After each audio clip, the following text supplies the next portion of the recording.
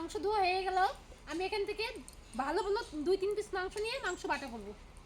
মা মাংস দিতেছে, মার ওখান থেকে 2-3 পিস মাংসের টুকরা নিয়ে ভালো সুন্দর ফ্রেশ 2-3টা টুকরা নিয়ে মাংস আজকে সবাইকে বাটা রান্না করে খাওয়াবো।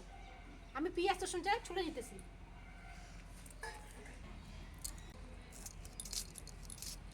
মাংস বাটা করতে গেলে বেশি বেশি রসুন পেঁয়াজ লাগে।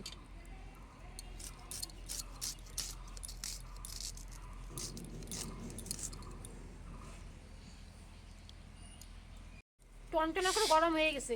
কড়াইয়ের মধ্যে দিয়ে দিলাম তেল, দিয়ে দিলাম শুকনো লঙ্কা, মাংসের পিস, এক মতন লবণ, পরিমাণ মতো হলুদ। লাল লাল করে ভাজে নিতে হবে।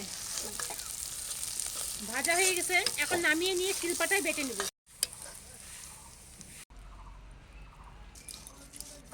হবে না, হয়ে গেছে বাটা। এখন কড়াইয়ে দিয়ে দেব।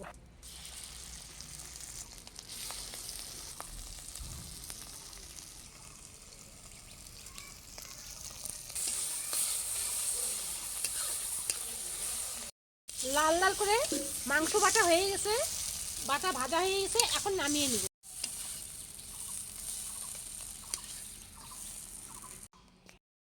গরম গরম ভাতে মাংস বাটা গরম গরম খেতে দারুণ লাগে।